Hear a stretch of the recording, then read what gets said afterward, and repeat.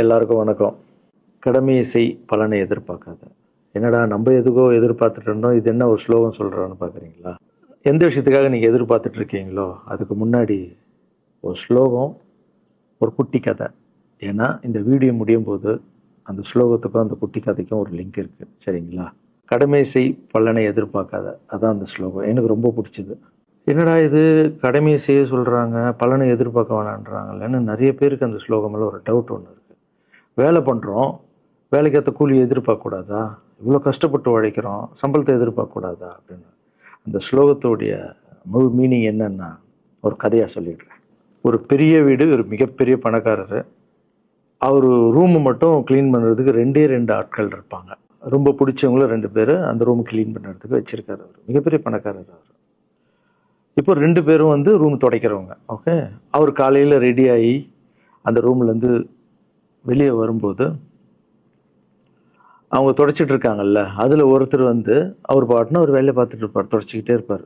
இன்னொருத்தர் இருக்கார்ல, அவர் போய், சார் உங்கள் ட்ரெஸ்ஸு சூப்பராக இருக்குது சார், சார் நீங்கள் போட்டுக்கிற கண்ணாடி நல்லா இருக்கு சார், சென்ட்டு சூப்பராக இருக்குது சார், நல்லா இருக்குது சார், சூப்பராக இருக்கீங்க சார், எனக்கு பேக் கொடுங்க சார் அப்படின்னு வாங்கிட்டு போவார். இன்னொரு ஆள் வணக்கம் சார் சொல்லிட்டு வேலையை மட்டும் பார்த்துட்டு இருப்பார். இப்படியே தினமும் நடக்கும். அப்புறம் அந்த ஓனர் வந்து இந்த ஊரை விட்டு வெளியூருக்கு போகிறாரு. போகும்போது 2 வேலைக்காரங்களும் கூப்பிட்டு ஒருத்தருக்கு வந்து 1 மாதம் சம்பளம் எக்ஸ்ட்ரா, யார் கூட பேக்லாம் தூக்கிட்டு போய் எப்போ பார்த்தாலும் நான் சூப்பர்னு சொன்னார்ல, அவருக்கு 1 மாதம் சம்பளம் எக்ஸ்ட்ரா. இன்னொரு ஆளுக்கு ஒரு வீடு வாங்கி கொடுத்து அவரை, நீ என் கூடவே வந்துருங்க, நான் அவர் கூடவே அவரை கூப்பிட்டு போகிறேன். இவன் ஓடி போய் கேட்டானா, சார் என்ன சார் தினமும் நான் தானே சார் உங்கள் பேக் எடுத்துருந்தேன், நான் கொடுத்த வேலையை நீ கரெக்டாக பண்ணல, நீ ஜால்ரா அடிக்கிறதுலையே இருந்த, எனக்கு இது நல்லா இருக்கு அது நல்லா இருக்குன்னு. ஆனால் அவன் வேலையை மட்டும்தான் பார்த்தான். வேலையை கரெக்டாக பார்த்தா பலனு கடவுள் கொடுப்பார், அந்த பலன் தான் இது அப்படின்னு சொன்னான். இப்போ விஷயத்துக்கு வருவோமா? திருச்சி கிழக்கு தொகுதி. இன்னைக்கு நான் என்ன முடிவு சொல்கிறேன் இதுதானே. நான் திருச்சி கிழக்கில் நிற்கணும்னா நான் முதல்ல அரசியலுக்கு வரணும். நான் அரசியலுக்கு வரேனா இல்லையான்றதை சொல்கிறேன். அரசியல் எப்படி என் வாழ்க்கையில் வந்ததுன்னு சொல்கிறேன். உங்களுக்கு நல்லா தெரியும், என் வீட்டில் குழந்தைங்கள வளர்த்துக்கிட்டு நான் பாட்டுன்னு சோஷியல் சர்வீஸ் பண்ணிகிட்டு இருந்தேன். மாற்றுத்திறனாளிக்கு டான்ஸ் சொல்லி கொடுக்குறது, ஓப்பன் ஹார்ட் சர்ஜரி பண்ணுறது, பசங்களை படிக்க வைக்கிறது, ஸ்போர்ட்ஸு, எல்லாத்துலேயும் என்னால் முடிஞ்ச வரைக்கும் பண்ணுவேன். என்னால் முடியல மற்றவங்கிட்ட கேட்டு பண்ணிகிட்டு இருந்தேன். இந்த டைமில் தான் ஜல்லிக்கட்டுன்னு வருது. ஒரு சில விஷயம்லாம் ஃபாஸ்ட்டாக சொல்லிடுறேன், உங்களுக்கு தெரிஞ்ச விஷயந்தான். ஜல்லிக்கட்டுன்னு வருது, அதில் நான் போகிறேன், சாப்பாடு போகிறதுக்காக குழந்தைங்களுக்கு போகிறேன். அப்படி நான் அந்த ஜல்லிக்கட்டு நடந்து முடிஞ்ச விஷயம்லாம் உங்களுக்கு தெரியும். அப்புறம் என் மேலே ஒரு தலைவர் விமர்சனம். எதுக்கு தலைவர்னு சொல்லுவார், நம்ம அண்ணன் தான், சீமான் அண்ணன் ஒரு விமர்சனம் வைக்கிறாரு. அதுக்கு நான் மறுபடியும் ஒரு ட்வீட் போடுறேன், அவர் ட்வீட் போடுறேன். அப்போ தான் என் வாழ்க்கையில் அரசியல்னு எழுத நுழையுது. நம்ம சாப்பாடு போகிறதுக்கு போகணும், இது என்னடா இவ்வளோ பெருசாக இருக்குது, அந்த ஜல்லிக்கட்டு தான் எனக்கு அரசியலில் உள்ள நுழைஞ்சது, என்னடா இவ்வளோ பெருசாக இருக்குது அப்படின்னு. அப்படியே போச்சு. அதே தலைவர் தான், அதே சீமான் அண்ணன் தான் ரஜினி சார் அரசியலுக்கு வர்ற மாதிரி பேச்சு அடிபட்ட உடனே அவங்க சைட்லேருந்து பேசுகிறாங்க, தலைவரை பற்றி பேசுகிறாங்க. தலைவர் எனக்கு வந்து ஒரு குரு, என்னை வாழ வச்ச தெய்வம், ஒரு அப்பா மாதிரி, ஒரு அண்ணன், அப்பா எல்லாமே சொல்லலாம். ஸோ அவரை பற்றி அதிகமாக பேச ஒரு முறையும் சூப்பர் ஸ்டாருக்கு ஃபோன் போடுவேன், அண்ணா ரொம்ப ஓவராக பேசுகிறாங்க, டெப்பா கம்முன்னு இருக்கண்ணா, நீ சைலண்ட்டாக இரு, இப்படியே ஓரளவுக்கு தான் நம்மளால் பொறுக்க முடியும். அதுக்கப்புறம் ஆடியோ ரிலீஸ் ஃபங்க்ஷனில் என் மனசில் இருக்கிறதெல்லாம் உடச்சி சொன்னேன், அதை நீங்களும் பார்த்துருப்பீங்க, தெரியும். அதுக்கப்புறம் ஒரு ரஜினி சாருக்கு ஒரு ஃபங்க்ஷன் வந்தது, அந்த ஃபங்க்ஷன்லேயும் பேசினேன் இதை பற்றி. உங்களுக்கு தான் தெரியுமா அந்த வீடியோ, யார் ஓட்டப்பந்தயத்தில் ஜெயிக்கிறது, இப்போ கூட அந்த வீடியோ போயிட்டுருக்கு. அதை பேசணும், அது பாட்டு அப்படியே போயிட்டு இருந்தது.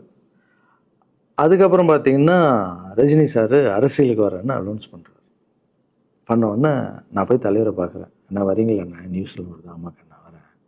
இன்னும் பயங்கர சந்தோஷம். ஏன்னா வாழ்க்கையில் ஒளி ஏற்றி வச்சவர், அவர் அரசியலுக்கு வர்றாரு, அவருக்கு சப்போர்ட்டிவாக இருக்கணும் நம்ம. அப்புறம் எல்லாருக்கிட்டையும் போய் நம்ம கேட்டுட்டு இருக்கோம், தலைவர் வந்துட்டாருன்னா எல்லாமே குழந்தைங்களுக்கு இன்னும் நிறைய பண்ணலாம் அப்படின்னு, என்ன நானும் வரேன் அப்படின்னா ரொம்ப சந்தோஷம் அப்படின்னு ஸ்ட்ரெயிட்டாக கிளம்பி நான் ட்ரஸ்ட்டுக்கு வரேன். என்னுடைய ட்ரஸ்ட்டு, என்னுடைய ஃபேன்ஸு எல்லாரையும் கூப்பிட்டு என்னுடைய வெல்விஷர்ஸ் எல்லாரையும் கூப்பிட்டு உட்கார வச்சு தலைவர் அரசியலுக்கு வராரு. புரியுதுங்களா? எனக்கு வந்து எழுத படிக்க தெரியாது, அதான் ஒரு ட்வீட் பண்ணணும், இதெல்லாம் ரெடி பண்ணுங்கன்னு தமிழில் சொல்லிவிட்டு அவங்க ரெடி பண்ணிட்டு இருக்க ஒரு டீம். இன்னொரு டீம் உட்காந்து என்கிட்ட கேள்வி கேட்குறாங்க, தலைவர் அரசியலுக்கு வந்து அவர் வந்து சிஎம் ஆகிடுவார், நீங்கள் வந்து அமைச்சர் ஆகிடுவீங்களாண்ணே, சுகாதாரத்துறை அமைச்சர் தான் நம்ம வந்து ஆப்ரேஷன் நிறைய பண்ணலாம், இன்னொருத்தர் கல்வித்துறை எடுத்தால் நிறைய படிக்க வைக்கலாம். டேய், கடமை செய்யணும், பலன் எதிர்பார்க்கக்கூடாது. சுகாதாரத்துறை அமைச்சர், இது வந்து கல்வித்துறை, இதெல்லாம் படிச்சவங்க வர இடம். அண்ணன் படிக்கலடா. எல்லாருக்கும் படித்த இடத்த போட்டு ஒரே இடத்துல போய் முடங்கி போய் படிப்புனா படிப்பு மட்டும், எல்லாம் கட்சி வளரட்டும், தலைவர் வரட்டும், எல்லா துறையிலேருந்து ஹெல்ப் கேட்டு நல்லா பண்ணுவோம், பெரிய ட்ரஸ்ட் கட்டுவோம். இப்போன்னா சின்ன ட்ரஸ்ட்டில் தான் நம்ம இருக்கோம். சின்ன வீட்டில் 60 குழந்தைங்க நீங்கள் இருக்கீங்க, 100 ஏக்கரில் கட்டுவோம். ஊனமுற்றோர்கள் இந்த பக்கம் திருநங்கைகளுக்கு இந்த பக்கம் முதியோர்களுக்கு ஒரு பெரிய ட்ரஸ்ட் கட்டி பண்ணுவோம்டா. சூப்பர்ண்ணா. இன்னொருத்தர் டக்குன்னு அங்கேருந்து, அண்ணா நம்மளை ஏற்று பேசிட்டு இருக்காருல்ல சீமான் அண்ணன், அவருக்கு ஆப்போசிட்டாக எதிர்த்து நில்லுங்கண்ணே அப்படின்னா. அது அரசியல் இல்லை. ஒருத்தர் மேலே கோவத்தால் நம்ம அரசியலுக்கு வந்தால் அது வந்து வெறுப்பு அரசியலாக மாறும். அரசியல்ன்றது மக்களுக்கு நல்லது பண்ணுறதுக்காக வரணும். இப்போ அவரை நான் அழிக்கணும், அவரை நான் ஏதோ ஒன்று செய்யணும்னு அந்த ஆசையில் வந்தேன்னு வச்சுங்களேன், ஆசை என்ன ஆகும், கோபமாக மாறும். கோவத்துலேருந்து என்ன வரும், வார்த்தைகள் தப்பாக வரும். வார்த்தைகள் மட்டும் வராது, தப்பான வார்த்தைகள் வரும். மக்களுக்கு நம்ம மேலே மரியாதை இல்லை, மக்களுக்கு நம்ம மேலே மரியாதை இருக்காது, போயிடும். ஸோ அதால் அரசியலுக்கு வரணும்னா அவரை அழிக்கிற வழியாக இருக்கு. பதிவை பற்றி பேசுகிறத ஃபஸ்ட்டு விடுங்கடா, ஃபஸ்ட்டு வேலையை பார்ப்போம்டா. நம்ம தலைவர் வரேன்னு சொல்லிட்டாரு, ட்வீட் போடுங்களா அப்படின்னு ட்வீட் போட்டுட்டு அங்கேருந்து போட்டுட்டு வீட்டுக்கு போகிறேன். இங்கே தான் பெரிய ட்விஸ்ட் இருக்குது எனக்கு. வீட்டுக்கு போகிறேன். வீட்டுக்கு போனோன்னா எப்பவும் நான் அம்மா கிட்ட போய் ஒரு விஷயத்த சொல்கிறதுக்கு முன்னாடி ஒரு சர்ப்ரைஸ் ஒன்று பண்ணுவேன். எங்கள் அம்மா கோவில் கட்டுறது கூட, கோவில் கட்டிட்டு ஸ்டாச்சுலாம் ஆர்டர் பண்ண அப்புறம் தான் அந்த ஸ்டாச்சுவே காமிச்சாங்க அம்மாவுக்கு. அதே மாதிரி அரசியல் விஷயத்துலையும் போய் சொல்லலான்னு அம்மாவை கூப்பிட்டு ஃபேமிலியெல்லாம் உட்கார வச்சு, அம்மா தலைவர் அரசியலுக்கு வர்றாரு, சரி கண்ணா, நானும் அரசியல் போடுறேன், இங்கே பரமா ட்வீட் போட்டிருக்கேன் அப்படின்னு. அம்மா முகம் டக்குன்னு மாறிட்டு ஓகே கண்ணா, ஓகே கண்ணா சாப்பிடலாம் அப்படின்னு எழுந்து போயிட்டாங்க. என்ன இப்படி போக மாட்டாங்களே, ஒரு விஷயத்த சொன்னால் சூப்பர் கண்ணான்னு பேசுவாங்கள்ல, 1 hour அதில் இருக்கிற நல்லது கெட்டது எல்லாம் பேசுவாங்க, என்ன போயிட்டாங்க அப்படின்னு ஒரு ஃபீல். சரி, இது உடம்பு சரியில்லை போல, அப்செட்டில் இருக்கான்னு விட்டேன். அப்புறம் 2-3 நாள் அவங்ககிட்ட பேசவே மாட்டுறாங்க. கூப்பிட்டு உட்காரு, என்னம்மா உனக்கு பிரச்சனை, ஏதாவது தப்புன்னா அடின்னா அடிச்சிடுமா, என்னம்மா இப்படி பேசாமல் இருக்குன்னா, இல்லை கண்ணா நீ அரசியல் போனது எனக்கு பிடிக்கல அப்படின்றாங்க. ஏமா அரசியல் போன பிடிக்கல? இல்லை கண்ணா, அது ஒரு சாக்கடை, அரசியலுக்கு போகக்கூடாது, அது வந்து பணம் கொடுக்குறாங்க அரசியலுக்கு, ஊட்டு வாங்குறதுக்கு பணம் கொடுத்து தாங்க நான் ஜெயிக்கிறாங்க. அதுக்கப்புறம் ஜாதி இல்லைன்னுவாங்க, ஜாதி இருக்குது, மதம் இல்லைன்னுவாங்க, மதம் இருக்குது, அந்த சாக்கடைக்குள்ளே நீ போகாதப்பா. நம்மளுக்கு வாழ்க்கையை ஒளி வச்சு ஏற்றி வச்சவர் தானே நம்ம சூப்பர் ஸ்டார், அவர்கிட்ட என்னை கூப்பிட்டு போப்பா, நான் சொல்கிறேன், அவர் ஒரு ஆன்மீகவாதி, அவரும் அரசியலுக்கு வர வேணாம், இந்த வயசில் அவர் நிம்மதியாக இருக்கட்டும், எதுக்கு அரசியலுக்கு வர, என்னை கூப்பிட்டு போ, அப்பாயின்மெண்ட் வாங்கி கொடுத்துருந்தாங்க. அப்பாயின்மெண்ட் வாங்கி கூடா? நானும் வேறு கனவுல வந்து மைண்ட் வைஸ், அம்மா நான் சொல்கிறது கேளுமா, நம்ம எத்தனையோ இப்போ வந்து எல்லா குழந்தைங்களுக்கும் ஒவ்வொரு ஸ்டேஜில் போய் கேட்டு தானேம்மா ஹெல்ப் நடக்குது. இப்போது தலைவர் வந்துட்டாருன்னா நம்ம தாராளமாக பண்ணலாம்லம்மா, உன் கையில் எவ்வளோ காசு இருக்கோ அதுக்கு மட்டும் செய், அரசியல் வேணான்னு சொல்கிறேன் அப்படின்னு போயிட்டான். அந்த ஃபேஸ் வந்து அதுக்கப்புறம் அடிதான் நம்மளுக்கு. சரி, இந்த உலகத்தில் அம்மா மீறி பண்ணலாம், ஆனால் நான் உருப்பிட மாட்டேன், எனக்கு நல்லா தெரியும். இந்த உலகத்துலேயே எனக்கு யாருன்னா எங்கள் அம்மா தான். அது அம்மா இல்லை, எங்கள் கடவுள்னே சொல்லலாம், நான் எதிர்க்க பார்க்குற கடவுள். சரி, அம்மாவுக்கு சொல்லி புரிய வைக்கலாம், என்னடான்னு தலைவர்கிட்ட போய் எப்படி சொல்கிறது, பசங்கிட்ட ஒரு பயங்கர பில்டப் கொடுத்துட்டோம், அது இதுன்னு எல்லாம் வேற பார்த்துட்டு இருக்காங்க, என்ன பண்ணுறது. அந்த டைமை பார்த்து கொரோனா வருது, ஒரே ஷாக்கு, வெளியே போக முடியாதுன்றாங்க, இல்லைன்னா முடிஞ்சு போச்சு. பிரச்சாரம் பண்ண வெளியே போக முடியாது, தலைவருக்கு உடம்பு சரியில்லாமல் போகுது, ஹைதராபாத் ஷூட்டிங் போகிறார், உடம்பு முடியல, அப்படியே எல்லாமே கொலாப்ஸ் ஆகுது. அப்புறம் தலைவர் அலௌன்ஸ் பண்ணுறாரு, நான் அரசியலுக்கு வரல, டாக்டர்ஸ் வந்து போகக்கூடாதுன்னு சொல்லிட்டாங்க, கொரோனா டைமில் நம்ம வந்து பிரச்சாரம் போக முடியாது, அதை காரணம் சொன்னார், அது உங்களுக்கு எல்லாருக்கும் தெரியும். அவ்வளோதான், தலைமையில் கை வச்சுன்னு உட்காந்துட்டோம். நான் ட்ரஸ்ட்டில் இருக்கிற குழந்தைங்க மற்றவங்க எல்லாரும் என்னென்னோ நினச்சி ஒர்க் பண்ணிட்டு இருந்தால எல்லாரும் அப்செட்டில் உட்காந்துருக்கோம். தலைவர் ஒருத்தம் போய் பேசி பார்க்கலாம் அவர்கிட்ட, தலைவர் வராரு, கூப்பிட்றாரு, போகணும். அந்த மாதிரி தலைவரை பார்த்ததில்லை நான். அப்படியே எனக்கு புரிஞ்சுது, அவர் ரொம்ப வலியில் இருக்கார் அப்படின்னு. எவ்வளோ சுறுசுறுப்பானால உடம்பு முடியலைங்கண்ணா. பரவாயில்ல, நம்ம உடம்பு தானே முக்கியம், என்ன இதெல்லாம் என்னென்ன தூக்கி போடுங்கண்ணா. இல்லைங்கண்ணா, இத்தனை வருஷம் என்னை வாழ வச்சாங்கல்ல, அவங்களுக்கு ஏதாவது ஒன்று பண்ணணும்னு நினச்சாங்கண்ணா, இங்கே குத்துதுக்கண்ணா, எனக்கு என்ன பண்ணுறதுன்னு தெரியல, ரொம்ப கஷ்டமாக இருக்கு அப்படின்னா. அண்ணே அதை விடுங்கண்ணே, எல்லாம் அப்படின்னு அவர்கிட்ட பேசிட்டு அவர் வந்து அப்போ நான் முன்னாடி பேசும்போது அவர் சொல்கிறார், நான் கூட பதவிக்கு வரணும்னு ஆசைப்படல, இன்னொரு நல்ல ஆள் படித்த ஆள் அங்கே நிற்க வச்சுப்பாங்க, யாருன்னே சொல்லுவேன், யாருன்னு கூட சொல்லலை. அது அப்படியே போச்சு, அவர் மனசுக்கு மட்டும்தான் தெரியும், யாருன்னு கூட சொல்லலை. ரொம்ப அப்செட்டாக இருந்தார். சரி ஓகே, இதுவும் கடந்து போகணும். அப்படியே கடந்து போச்சு. எனக்கும் காஞ்சனா படம் அது இதுன்னு வந்து பெரிய ஹிட் ஆகுது. அதுக்கப்புறம் யாருக்கிட்டேயும் நீங்கள் யாரும் எனக்கு ஹெல்ப் பண்ண வேணாம். முதல் நாள் நான் வந்து கலைஞர் ஐயா கிட்ட ஹெல்ப் கேட்டேன். அவர் வந்து ஒரு சில குழந்தைங்களுக்கு ஹெல்ப் பண்ணார். அதுக்கப்புறம் அன்புமணி ராமதாஸ் ஐயா, அவரும் ஹெல்த் மினிஸ்டர் இருக்கும்போது அவர் ஒரு சில குழந்தைங்களுக்கு ஹெல்ப் பண்ணார். அப்புறம் நம்ம விஜய் சார் நண்பர், அவர் வந்து ஒரு குழந்தைக்கு ஆப்ரேஷன் பண்ணார். ஸோ இருக்கும்போது என்னால் முடிஞ்ச வரைக்கும் சொந்த பணத்தை போட்டு பண்ணிவிடுவாங்க. முடியாத போது தான் நான் அந்த ஹெல்ப்பை கேட்பேன். இப்போ தான் நல்லா வந்துட்டுமே, யாருக்கும் எனக்கு பணம் கொடுக்க வேணாம், இனிமேல் என் சொந்த பணத்திலே பண்ணுறேன்னு சொல்லிட்டு நான் பாட்டுன்னு ஒரு வீடியோ கூட நான் போட்டேன், இனிமேல் யாரும் பணம்லாம் கொடுக்க வேணாம் அப்படின்னு. அப்படியே போயிட்டுருக்கு. காஞ்சனா எல்லாம் முடிஞ்சு ஜிகிர் தண்டா படம் ரிலீஸ் ஆகுது. ஜிகிர் தண்டா பார்ட்டி போயிட்டுருக்கு. டைரக்டர் நின்று பேசுகிறேன். நான் டைரக்டர் கிட்ட போகிறேன். டைரக்டர் யார்கிட்டயும் ஃபோனில் பேசிகிட்டு இருக்காரு. அப்படியே பேசிகிட்டு இருக்கிறவர் டக்குன்னு இந்த சீமானன் பேசுவார்னு கொடுத்துட்டாரு என்கிட்ட. அவருக்கும் தெரியாது நான் பேச போகிறேன். அவர்கிட்ட லாரன்ஸ் பேசுவார், சீமானன் ரெண்டு பேரும் சைலண்ட்டு. நானும் எதுவும் பேசலை, சீமானனும் எதுவும் பேசலை. அப்படியே ஒரு நிமிஷம் அப்படியே நிற்கிறோம். பெரியவர் இல்லை என்னாலும் அண்ணன் அப்படின்னு, அவ்வளோதான் அண்ணன். பயங்கர பாசம். எந்த இடத்துல கோவம் இருக்கும் அந்த இடத்துல குணம் இருக்குன்னு சொல்லுவாங்கள்ல. அண்ணன் வந்து புகழ்ந்து தள்ளுறாரு ஜிகர் தண்டாவை. இப்படி பண்ண கண்ணா, அப்படி பண்ண இவ்வளோ சூப்பராக பண்ண, அந்த சீன் எனக்கு ரொம்ப பிடிச்சதுன்னு. அவருடைய அன்பு தான் தெரியும்ல, எல்லாமே அதிகமாக இருக்கும் அண்ணன்கிட்ட. அண்ணா ரொம்ப சந்தோஷமாக வாழ்த்தினார். அப்புறம் நான் வந்து மாற்றம்னு ஒரு அமைப்பு ஆரம்பிச்சிருக்கேன்ல, இந்த விவசாயிகளுக்கு டிராக்டர் கொடுக்கறது, அப்புறம் மாற்றுத்திறனாளிக்கு ஸ்கூட்டி கொடுக்குறது, எல்லாமே அதை பார்த்துட்டு பத்திரிகையாளர் கேட்குறாங்க அவர்கிட்ட, ரகுவலாரன் சார் மாற்றம்னு அமைச்சிருக்காருன்னா, நல்ல விஷயம் தம்பி, நல்லா பண்ணிட்டோம், நல்லா இருக்கட்டும் அப்படின்னு வாழ்த்தினார். ஸோ ஒரு பெரிய பிரச்சனைக்கு கடவுளே வந்து அதை அப்படியே சால்வ் பண்ணி வச்ச மாதிரி ஆயிடுச்சு. அப்படியே போச்சு. ஆனால் நீங்கள் நல்லா இருக்கணும், எங்கே இருந்தாலும் நல்லா இருப்பீங்க. எப்போல்லாம் ட்ரஸ்ட்டுக்கு போகும்போது பசங்களாம் கேட்பாங்க, அந்த 100 ஏக்கர் ட்ரஸ்ட்டு குழந்தைங்க, சரி ஓகேடா. அப்படி பார்த்தீங்கன்னா நண்பர் விஜய் சார் கிட்ட பேசிட்டு இருக்கும்போது நான் வர அரசியலுக்குன்றாரு. நிஜமா நண்பா அப்படின்னு, எஸ் அப்படின்னு. மறுபடியும் போய் ட்ரஸ்ட்டில் உட்காந்து டேய் நண்பர் வராரு. ஏன்னா சூப்பர் ஸ்டார் எனக்கு எவ்வளோ க்ளோஸோ, நண்பர் கூட அவ்வளோ க்ளோஸ் தான் எனக்கு.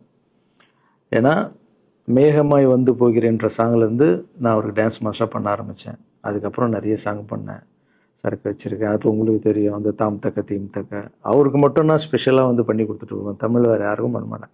அவர் கூப்பிட்டா வருவேன், தலைவர் கூப்பிட்டா வருவேன், சாங் பண்ணிட்டு போவேன். அவர் வரணும் போது எஸ், ஏன்னா அவர் ஒரு முடிவு எடுக்க மாட்டார், எடுத்தாருன்னா அவர் நல்லா உழைப்பார், நல்ல உழைப்பாளி, பண்ணுவார் அப்படின்னு நினச்சி மறுபடியும் போய் ட்ரஸ்ட் ஆளுங்கெல்லாம் பேசுறதுக்கு முன்னாடி, ஐயோ அம்மா இருக்காங்களே பிடிக்காத, ஃபஸ்ட்டு அங்கே கரெக்ட் பண்ணணும்ல, அங்கே போனேன். அம்மா நண்பர் அரசியலுக்கு வராருப்பா, என்னம்மா அப்போ தான் ஓகே, இப்போ எல்லாம் மாறி இருக்கு, போகலாமா, நீ ஃபஸ்ட்டு அவர்கிட்ட ஒரு அப்பாயின்மெண்ட் வாங்க, நான் உன்னை கூப்பிட்டு போகிறேன் அப்படின்னா. கூப்பிட்டு போய் இந்தப்பா என் பிள்ளைய ஒப்படைக்கிறேன் பார்த்துக்கப்பான்னு சொல்லுன்னு பார்த்தா, என்னம்மா பேச போகிறான்னு கேட்டேன். நீ அரசியலுக்கு வராத தம்பி, இது ஒரு சாக்கடை, நீ அரசியலுக்கு வராத, நீ ரொம்ப சைலண்டான ஆள், உனக்கு இதெல்லாம் செட் ஆகாது, பணம் கொடுத்தா தான் ஜெயிக்க முடியும், ஜாதி இருக்குது, மதம் இருக்குது, இதெல்லாம் தாண்டி வருது கஷ்டம்னு அவர்கிட்ட சொல்கிறேன்ப்பா அப்படின்னு. நான் அப்படியே மா புரிஞ்சுக்குமாண்ணா, டேய் மீன் குழம்பு வச்சுருக்கேன் சாப்பிட்றேன், அதே மீன் குழம்பு.